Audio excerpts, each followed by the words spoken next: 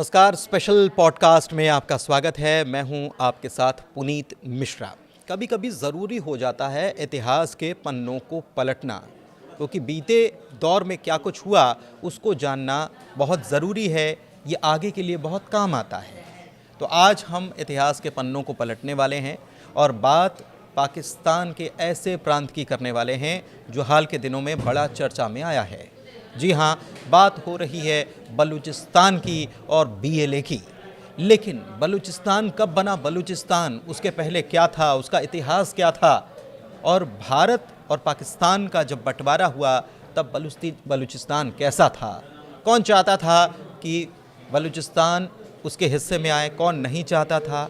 पूरी कहानी आज बलूचिस्तान द इनसाइड स्टोरी में मेरे सहयोगी, मेरे साथ अंकुर जी वरिष्ठ सहयोगी मौजूद हैं। उनसे समझते हैं बलूचिस्तान की inside story. Thank you Puneet, आपने मौका दिया फिर से बलूचिस्तान को समझने का। बेसिकली पिछले काफ़ी समय से जो बम धमाके हुए उसके बाद जितने भी हम यूट्यूब्स पे कंटेंट कंज्यूमर हैं वो ये देखते हैं कि एक्चुअल इसके पीछे क्या है, डीप इनसाइड क्या है। तो मुझे लगता है कि आज हम कुछ डीप इनसाइड की बात करेंगे, कुछ जानने की कोशिश करेंगे कि क्या एक्चुअली बलूचिस्तान पाकिस्तान का हिस्सा है भी या नहीं, या फिर ये सिर्फ इंडिपेंडेंट एक नेशन था जिस पे इन्वेड कर दिया गया। गजनवी जब आया, जब गजनवी के घोड़े जब आए, जब सिकंदर आया और जब अंग्रेज आए तो तब क्या था, और क्या जो सिख हमारा समुदाय है, जो हिंदू हैं, क्या वो बलूचिस्तान का कभी हिस्सा रहे? क्या ग्वादर पोर्ट के पास हिंदुओं का कोई मोहल्ला था? क्या जो सिख थे वो बलूचिस्तान की जो कल्चर थी उसका हिस्सा थे? तो क्या डूरंड लाइन जो पाकिस्तान को और अफ़गानिस्तान को अलहदा करती है, क्या वाकई में वो एग्जिस्ट करती थी? तो ये तमाम ऐसे सवाल हैं, मुझे लगता है, जो हमें जानने चाहिए। जानने इसलिए भी चाहिए क्योंकि अब ये कह के काम नहीं चलेगा कि पाकिस्तान बलूचिस्तान हो या कश्मीर हो, क्या फ़र्क पड़ता है, पहाड़ है, पठार है, ऊंचे ऊंचे पहाड़ हैं, पानी है नहीं। तो ऐसे मुल्क की, ऐसे राज्य की बात करके क्या मिलेगा। लेकिन आपने भी देखा कि पिछले कुछ दिनों में जहाँ पहाड़ है, जहाँ रेगिस्तान है, वहीं तेल निकलता है और वहीं लिथियम निकलता है। तो कल किस इलाके में क्या होगा किसी को नहीं मालूम।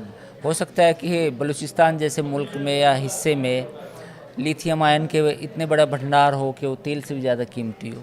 तो मुझे लगा हमें इतिहास जानना चाहिए, इतिहास पढ़ना चाहिए, और उससे हमें सीख भी मिलती है कि आने वाला जो हमारा भविष्य है वो कैसा होगा। बिल्कुल सही बात है। तो कहाँ से शुरू करें? सबसे पहले क्या बंटवारे से शुरू करें, भारत पाकिस्तान के बंटवारे के दौर से शुरुआत करें इसकी? जी हाँ, मोटा मोटी तो आप वहाँ से भी शुरू कर सकते हैं। जब 1948-47 में भारत आज़ाद हुआ तो उसी समय 1948 में, यानी कि पाकिस्तान को इतना भी सब्र नहीं हुआ कि अभी अभी मुल्क तकसीम हुआ है, इतने लाखों मिलियंस हिंदू सिख मुसलमान सब मारे गए हैं, तो थोड़ा सब्र कर लेता, सोच लेता कि अभी ये वक्त जो है उन लड़ाइयों का नहीं है। लेकिन 1948 में उसने सबसे पहले कश्मीर में हमला किया, फिर उसमें 1948 में ही उसने बलूचिस्तान पे हमला कर दिया और बलूचिस्तान को कहा कि आप कोई इंडिपेंडेंट नेशन नहीं है, आप हमारा हिस्सा है। जो लोग समझना चाहेंगे बलूचिस्तान को यूँ भी समझे कि जब अंग्रेज आए थे, जब अंग्रेज़ों ने लड़ाई लड़ी थी बलूचिस्तान की, यानी कि उसको अपने प्रोविंस का हिस्सा बनाया था, लेकिन जब अंग्रेज जा रहे थे तो उन्होंने बलूचिस्तान का कुछ खास जिक्र नहीं किया था। जबकि बलूचिस्तान के जो पुराने लोग थे, जो खान और कलात के कुछ वंशज थे या कुछ बलूच ट्राइब के लीडर थे, वो चाहते थे कि हमारे मुस्तकबिल का फैसला भी हो। लेकिन जो अंग्रेज़ थे, अंग्रेज़ों ने कुछ खास लिखा पढ़ी नहीं की, और यही वजह है कि बलूचिस्तान इस उलझन में रह गया कि मुझे पाकिस्तान के साथ जाना है या मुझे इंडिपेंडेंट रहना है, मेरा क्या होगा। तो कुल मिला के 1948 में पहली जंग हुई, यानी कि पाकिस्तान की जो पंजाबी आर्मी थी, मैं उसको पंजाबी बोल रहा हूँ क्योंकि वो एथनिकली पंजाबी थी, वो पंजाबी आर्मी ने बलूचिस्तान गई और वहाँ पे एक तरह से उसको कब्जे में कर लिया। तो ये तो बलूचिस्तान की बात हो गई, लेकिन कुछ बातें और होती हैं, और वो बातें होती हैं 1947-48 में मोहम्मद अली जिन्ना की बात होती है बलूचिस्तान को लेकर। तब कलात कहलाता था ये। बात पंडित नेहरू की भी होती है, उनकी भूमिकाओं की भी होती है। कुछ खबरें यहाँ तक आती हैं कि पंडित नेहरू ने बलूचिस्तान को जानबूझकर हिंदुस्तान में शामिल नहीं किया। इसकी सत्यता क्या है, इसके तथ्य क्या हैं, और क्या जिन्ना नहीं चाहते थे कि बलूचिस्तान या कलात जो है वो पाकिस्तान का हिस्सा बने, क्योंकि 44% हिस्सा है ये पाकिस्तान का। 1947 में जिस बलूचिस्तान का आप जिक्र कर रहे हैं, इसका नाम उस समय कलात था, तो उन्होंने अपनी इंडिपेंडेंस का ऐलान कर दिया था। जैसे ही 1947 में इंडिया और पाकिस्तान तकसीम हुए, तो उसी समय कलात में प्रिंस अब्दुल करीम उनके एक नेता थे, जो खान ऑफ कलात जिसे बोलते हैं, उस ख़ानदान के वो लीनियज थी उनकी। तो उन्होंने अपनी इंडिपेंडेंस का ऐलान कर दिया था।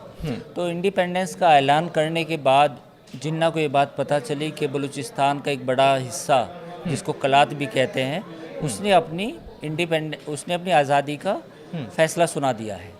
तो जैसे ही ये खबर जिन्ना तक पहुंची, तो जिन्ना ने सबसे पहले उन्हें एक चिट्ठी लिखी, जिसमें ये कहा गया कि आप अभी तक एक इंडिपेंडेंट रियासत हो सकती है, लेकिन अब आप पाकिस्तान का हिस्सा हैं, क्योंकि आपका जो हिस्सा है वो पाकिस्तान के हवाले आया है। तो आप खुद को पाकिस्तान एज ए स्टेट का हिस्सा बनाएं, और जो भी आपके मफादात हैं, जो भी आपके हित हैं, जो भी इंटरेस्ट है, उनको प्रोटेक्ट किया जाएगा। तो ये पहली जब चिट्ठी लिखी गई, तो जो अब्दुल करीम थे, जो प्रिंस थे, उन्होंने इस चिट्ठी का कोई भाव नहीं दिया। उन्होंने कहा कि हम तो सदियों से आज़ाद हैं, और हमारा जो अंग्रेज़ों के साथ जो समझौता हुआ था, वो भी ये हुआ था कि हम एज ए इंडिपेंडेंट रियासत रहेंगे। तो उन्होंने अपनी आज़ादी का ऐलान कर दिया। उसके बाद 1948 में पाकिस्तान जो है वो अपनी फ़ौज वहाँ पे भेजता है, और पूरे बलूचिस्तान के जितने भी बड़े बड़े नेता हैं उन पर जबर करता है, यानी कि उस पर उनके साथ कुछ भी जो भी है, कुछ काफ़ी लोग मारे भी जाते हैं, जिसका कोई अकाउंट नहीं है हिस्ट्री में, और बलूचिस्तान को पाकिस्तान का हिस्सा डिक्लेयर कर देता है।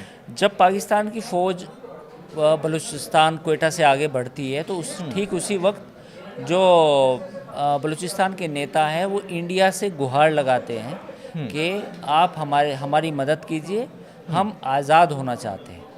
लेकिन उस समय जो पंडित नेहरू, जो भारत के प्रथम प्रधानमंत्री थे, वो फैसला नहीं ले पाते, क्योंकि उनके सामने एक मसला कश्मीर का भी था, एक मसला बलूचिस्तान का भी सामने आया, और उस समय भारत में भी काफ़ी आज़ाद रियासतें थी, जिसमें हैदराबाद भी था, जूनागढ़ भी था। जूनागढ़ तो लगभग पाकिस्तान जाने के तैयारी में था कि जूनागढ़ को भी पाकिस्तान में मिला दिया जाए, हैदराबाद को भी पाकिस्तान में मिला दिया जाए। तो उस समय नेहरू ने टिप्पणी की कि बलूचिस्तान में ऐसा कुछ नहीं है, ये इतनी दूर है कि हमें उसे आज़ाद कराना या भारत का हिस्सा बनाना हमारे लिए मुनासिब नहीं होगा।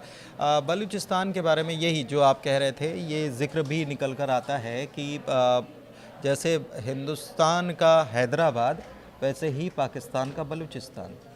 बिल्कुल सेम ये बात है, और ये भी एक आर्गुमेंट चलता है हिस्ट्री में कि अगर प्रधानमंत्री नेहरू की बजाय पटेल को ये आज़ादी दी जाती, क्योंकि जैसा कि आपको मालूम है कि सरदार पटेल ने ही जितनी भी रियासतें थी उनको भारत का यूनियन ऑफ इंडिया का हिस्सा बनाया। बिल्कुल। तो अगर बलूचिस्तान का मसला भी पटेल को दिया जाता, देखिए मैं काफ़ी एक अलग सी बात कर रहा हूँ कि अगर बलूचिस्तान का मसला भी नेहरू पटेल को देते कि देखिए बलूचिस्तान का हम क्या कर सकते हैं, तो शायद वो जीते जी अपना कुछ उस पर फैसला लेते। लेकिन ऐसा कुछ नहीं हुआ। बलूचिस्तान अलग थलग रहा। 1948 के बाद पाकिस्तान में जब पहली बार मार्शल लॉ लगा, तो 1958 में दोबारा पाकिस्तान की फ़ौज वहाँ पे जाती है बलूचिस्तान में, और वही सैन्य ऑपरेशन, मिलिट्री ऑपरेशन करती है, और बलूचिस्तान की जो आज़ादी की जितनी भी अरमान थे, जितनी भी उम्मीदें थी, सबको कुचल देती है। तो ठीक 10 सालों के भीतर 2 बार बलूचिस्तान में पाकिस्तान फ़ौज के मिलिट्री ऑपरेशन होते हैं। पाकिस्तान जब बना था 47 में, तब ये कहा गया कि जैसे हिंदुस्तान है वैसे ही पाकिस्तान में धर्म आधारित कोई भेदभाव नहीं होगा, संस्कृति, धर्म, लिंग आधारित कोई भेदभाव नहीं होगा, सभी को बराबर के हक हुकूक मिलेंगे। ये भी कहा गया, जब बलूचिस्तान को शामिल किया गया था तब ये भी कहा गया कि आपको हम शामिल कर रहे हैं, आप हमारा हिस्सा ज़रूर रहेंगे, लेकिन आपके आंतरिक मसलों पर हम कोई उसमें दखल अंदाजी नहीं करेंगे। लेकिन ऐसा हो न सका, हम देख रहे हैं बाद में तो तस्वीर चीज़ें। देखिए, बार बार ये जो पाकिस्तान को लेके बात कही जाती है कि जिन्ना ने ये कहा था कि जो माइनॉरिटीज़ हैं उनको ये हक, उनके जो एथनिक माइनॉरिटीज़ हैं उनके भी हक जो हैं सेफ रहेंगे। ये उनका एक 14 अगस्त का एक स्पीच है, उसको लेके बात कही जाती है। तो अब लोगों के मन में ये भी सवाल उठता है कि क्या जिन्ना सेकुलर थे? क्या जिन्ना सभी को सबके अधिकार देना चाहते थे? क्या माइनॉरिटीज़ के प्रति उनके मन में कोई सॉफ्ट कॉर्नर था? इसका जवाब ये है, अगर आप काफ़ी लोगों ने बुक्स भी लिखी है, एक तो के अजीज़ की किताब है मर्डर ऑफ हिस्ट्री, वो पढ़ेंगे। दूसरी एक किताब डॉक्टर इश्तियाक अहमद हैं, पाकिस्तान के हिस्टोरियन हैं, जो स्टॉकहोम यूनिवर्सिटी में पढ़ा चुके हैं, लाहौर यूनिवर्सिटी में पढ़ा चुके हैं। उन्होंने जिन्ना पे अपनी पूरी किताबें लिखी हैं, तो जिसमें उन्होंने बताया है, मैं उन्हीं को कोट कर रहा हूँ, कि जिन्ना के एक स्पीच को लेके ये सोचना कि पाकिस्तान में माइनॉरिटीज़ के जो हक हैं, जो हुकूक हैं, वो सेफ़ रहेंगे, वो आप गलत फहमी में हैं। जिन्ना ने कई कंट्रोवर्शियल बातें की और जिन्ना खुद कंफ्यूज थे कि पाकिस्तान जब हम बनाना है तो कैसा बनाना है, उस पर कोई ज़्यादा उनकी रिसर्च नहीं थी। वो उन्हें मिला, जितने भी लैंडलॉर्ड्स थे पंजाब के या बलूचिस्तान के सरदार कह सकते हैं, या पंजाब के जो बड़े बड़े वडेरे कह सकते हैं, उनको ये भरोसा दिया गया कि आपकी जो ज़मीन है बड़ी बड़ी वो बिल्कुल इंटैक्ट रहेंगी। अगर आप इंडिया का हिस्सा बनेंगे तो इंडिया में चूँकि नेहरू जो हैं वो सोशलिस्ट मॉडल लेके आएंगे, जैसा कि 1924 के जो कांग्रेस के अधिवेशन में भी कांग्रेस ने ये बात कही थी कि हम सोशलिस्ट मॉडल अपनाएंगे जो रूस अपनाता है। तो उनको ये डर था, पंजाब के जो बड़े बड़े लैंडलॉर्ड्स थे, कि अगर हम कांग्रेस के साथ चले गए, यानी कि ज़्यादातर उसमें मुसलमान भी थे, मुसलमान ही थे, अगर हम कांग्रेस के साथ ही रहे, पाकिस्तान का साथ नहीं दिया, तो हो सकता है हमारी ज़मीनें चली जाएं। तो जो मॉडल उन्होंने बनाया था, क्रिएट किया था पाकिस्तान का एज ए इंडिपेंडेंट नेशन, जिन्ना ने, वो it was quite confusing. On one hand it was saying that minorities को हक दिए जाएंगे, हिंदुओं का जगह होगी, सिखों की जगह होगी, सिंधियों का कल्चर ही उनको भी जगह होगी, बाकी माइनॉरिटीज़ को भी, पारसी भी रह सकते हैं पाकिस्तान में। दूसरे हैंड उन्होंने धर्म के नाम पे, मजहब के नाम पे, जो उनकी दूसरी स्पीच हैं, उनको अगर आप ध्यान से देखें तो उन्होंने कहा था कि हम ये मुल्क इस्लाम के नाम पे ही बना रहे हैं, और इसमें जो शरिया का जो कानून होगा वो सुप्रीम होगा, और जो मौलाना होंगे उनकी बातें, उनका एहतराम किया जाएगा, उनके आधार पर ही पाकिस्तान का कॉन्स्टिट्यूशन डिज़ाइन किया जाएगा।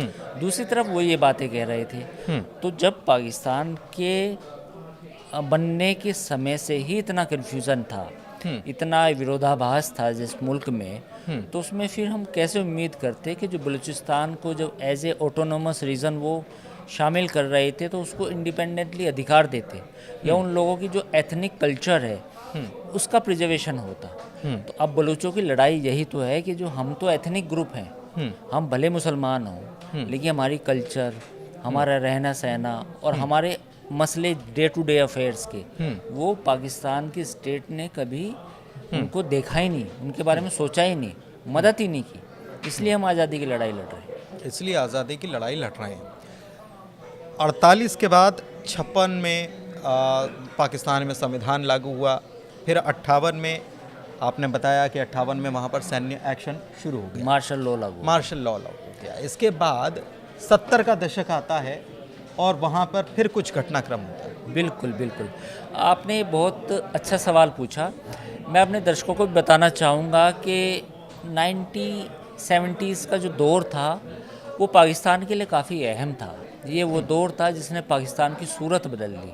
1960s की अगर हम बात करें, 65 में तो पाकिस्तान ने भारत के साथ जंगी मुसल्लत की थी, यानी कि जंगी लड़ाई थी, और उसमें वो दावा ये भी करता है कि हमने उसने जीत हासिल की थी। ये पाकिस्तान का नैरेटिव बता रहा हूँ। इस दौरान अगर आप देखेंगे 1965 का या 70s तक का दौर, उस समय पाकिस्तान की जीडीपी भारत से ज़्यादा थी। पाकिस्तान में जितनी भी नई टेक्नोलॉजी थी, अमेरिकन हथियार थे, वो आ रहे थे। पाकिस्तान को अमेरिका से सोवियत संघ में ना शामिल होने के एवज़ में बड़े बड़े पैकेज मिल रहे थे। और जो जनरल अयूब थे, जो वहाँ डिक्टेटर थे, वो ब्लैकमेल करते थे अमेरिकन गवर्नमेंट्स को, अमेरिकन राष्ट्रपति को, भैया हमें पैसे दो, हम आपका ये काम करेंगे, नहीं करोगे तो सोवियत संघ की कार हमारे दरवाजे के बाहर खड़ी है। तो ये वो दौर था। इसी दौर में जनरल जियाउल हक पाकिस्तान की गद्दी पर काबिज होते हैं, और ये मुल्क वहाँ से इस अगर मुल्क की हिस्ट्री की अगर हम बात करें तो वो एक सबसे बड़ा टर्निंग पॉइंट था जब जियाउल हक सत्ता में आए। जियाउल हक के आने के बाद पूरे पाकिस्तान में एक तरह से इस्लामिक राज आ गया। ये ऐसे ही समझिए कि जैसे ईरान में जब कल्चरल रेवोल्यूशन आया 1979 में, उससे पहले ईरान भी एक ओपन सोसाइटी थी। बिल्कुल। और 1977 के आसपास जब ये जनरल जियाउल हक आए तो इन्होंने भी पूरे पाकिस्तान की सूरत बदल दी। ये ब्लास्फेमी लॉ लेकर आए, यानी कि अगर आपने इस्लाम की जरा सी भी कोई आलोचना की या किसी ने झूठा आरोप ही लगा दिया आपके ऊपर, तो आपको तुरंत फांसी की सज़ा हो जाएगी, या आपको जेल, लोग ही पकड़ के पीट देंगे, जो आज तक वहाँ पे चल रहा है। सोसाइटी में कट्टरपंथ आया। जितने भी मौलवी मौलाना थे, उनका समाज में रुतबा बढ़ गया, वो अचानक रातों रात वो पावर सेंटर बन गए। फिर जो कश्मीर में जिहाद की फैक्ट्री शुरू हुई, उसकी नींव भी यहीं से पड़ी। और फिर पाकिस्तान के अंदर जो ये चूरन बेचा गया कि हमें मुस्लिम उम्मा के सबसे बड़े मुल्क हैं और पूरे मुस्लिम उम्मा की जो ठेकेदारी है वो हमारे पास है, ये सोच, ये नैरेटिव भी लोगों के जहन में आ गया। फिर इसके साथ ही वहाँ पे जो करिकुलम था, यानी कि जो पाठ्यक्रम था, जो बच्चों को पढ़ाया जाता था, वो भी चेंज कर दिया गया। क्या आपको मालूम है पुनीत, ये मैं सवाल आपसे पूछना चाहूँगा कि जो पाकिस्तान के बच्चे हैं उन्हें क्या पढ़ाया जाता है पहली कक्षा के बाद? कुछ आइडिया हो आपको? आज़ादी के बारे में कुछ जानकारी और बताइए।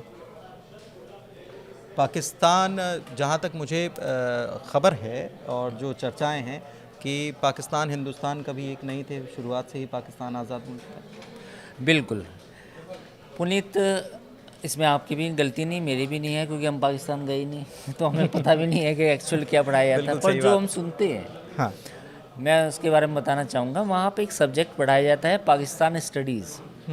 उस सब्जेक्ट में ये बताया जाता है कि जो हमारा इतिहास, जो हिस्ट्री शुरू हुई वो 1947 से हुई। उससे पहले हम किसी दुनिया से आए थे, हमारा दूसरे इस इंडस वैली सिंधु सभ्यता से कोई ताल्लुक ही नहीं था।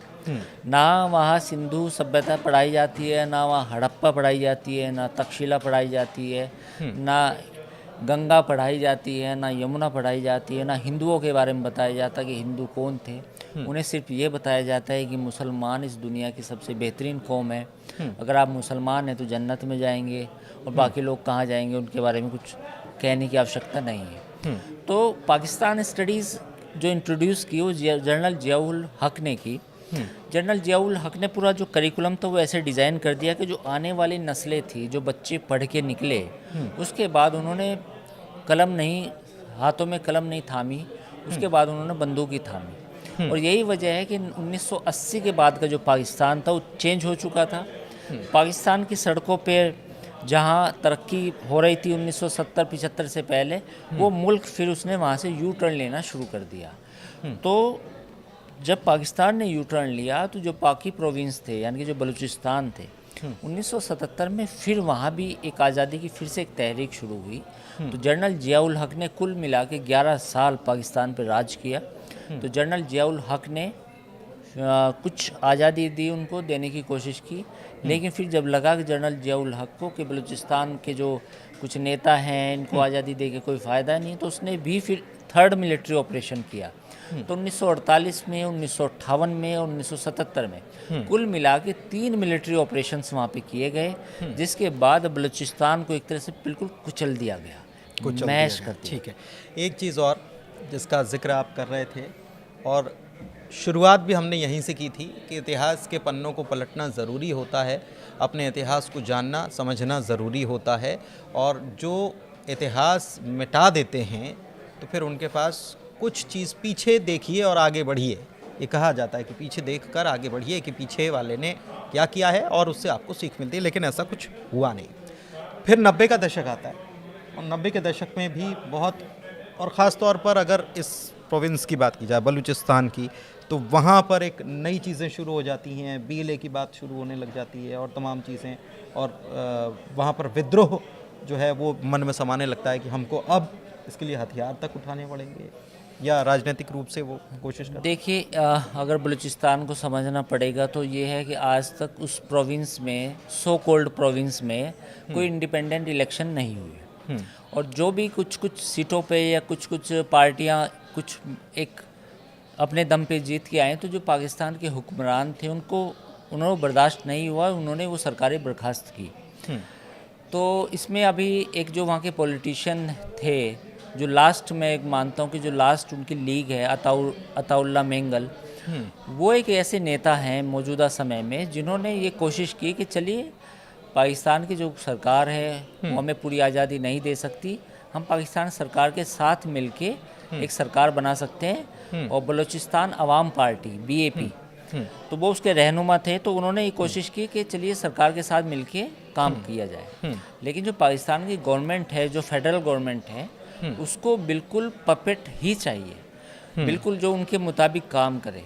और सबसे बड़ा जो उनका विद्रोह है वो इस बात को लेके है कि बलूचिस्तान के जो रिसोर्सेज हैं, जिसमें ख़ासतौर पे जो CPEC वहाँ से गुजर रहा है, ग्वादर का पोर्ट है, उसका बड़ा हिस्सा बलूचिस्तान के लोगों के लिए दिया जाए। जो पाकिस्तान की गवर्नमेंट को लगता है कि अगर उन्होंने ऐसा किया तो हो सकता है कि फेडरल गवर्नमेंट से ज़्यादा मजबूत स्टेट से गवर्नमेंट हो जाए और या वो रेबेलियस हो जाए। ठीक उसी तरह जैसे कि बांग्लादेश में शेख मुजीबुर रहमान जो हैं, जब उन्होंने बहुमत हासिल कर लिया तो फिर वहाँ पर सैन्य कार्रवाई शुरू कर दी गई। बिल्कुल, आपने सही पकड़ी बात। जब बंगाली जो पॉपुलेशन थी उन्होंने बहुमत किया, तो जो पंजाब का बेसिकली पाकिस्तान के पंजाब का जो सूबा है वो आज भी पॉलिटिकली सबसे बड़ी पावर सेंटर है पाकिस्तान की पॉलिटिक्स का। अब इसे कैसे समझ सकते हैं पुनीत, मैं आपको उदाहरण से समझाऊंगा कि क्वेटा शहर में जितनी भी नेशनल असेंबली है, जो उनकी संसद होती है, कितनी सीटें होंगी?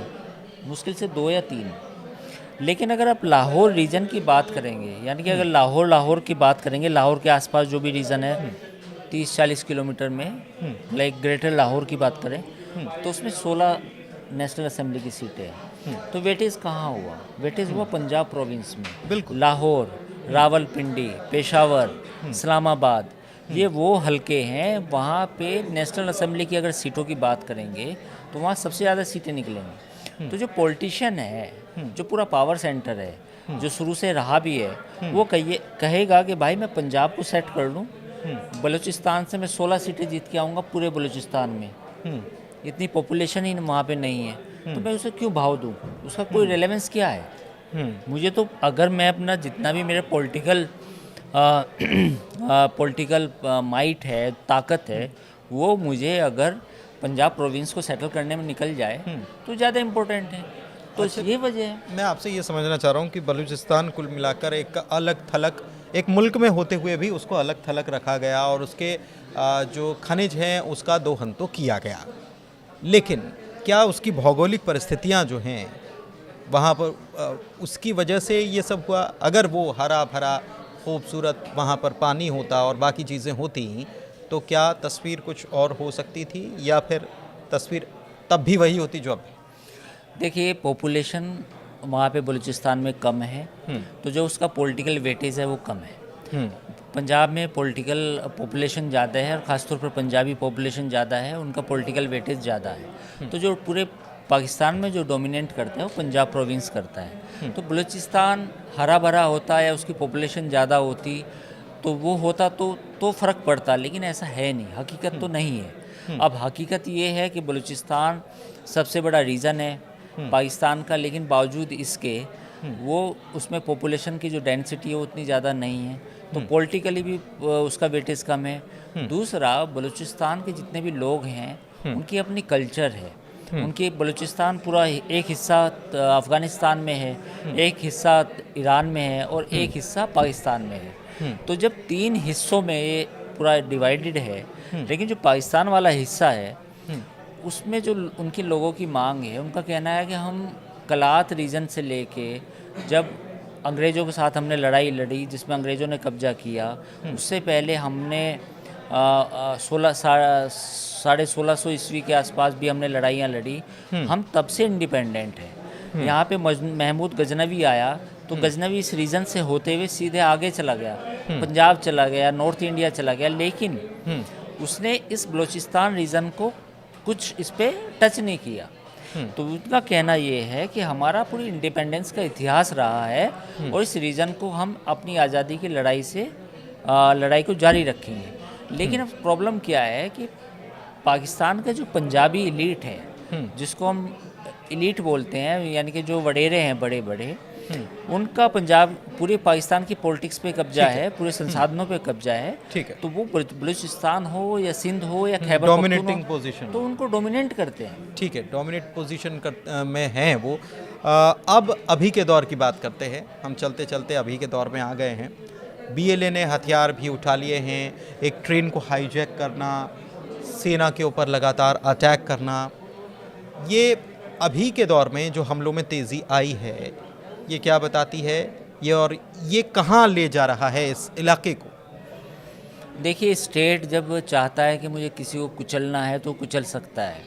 इसमें मैं कोई दो राय नहीं कहूँगा कि पाकिस्तान की आर्मी अपने सारे संसाधन लगाएगी, रिसोर्सेज लगाएगी बलूचिस्तान में और तबाही मचा सकती है। लेकिन एक फ़ायदा बलूचिस्तान के लोगों को ये है कि एक तो पूरी दुनिया में अब उनके मुद्दों को रखा जा रहा है, लोग जानने लगे हैं कि बलूच लोगों के साथ क्या हो रहा है। दूसरा, जो वहाँ का पहाड़ी इलाका है, लो इंटेंसिटी वॉर अगर हम बात करें तो वो कई सौ साल तक चल सकती है। अगर बलूचिस्तान के लोग चाहेंगे तो लो इंटेंसिटी वॉर कम से कम अगले 20-25 साल भी चल सकती है। भले ही पाकिस्तान आर्मी को ज़्यादा नुकसान ना हो, लेकिन जो माहौल है इन्वेस्टमेंट का जो चाहता है पाकिस्तान, वो तो नहीं होगा।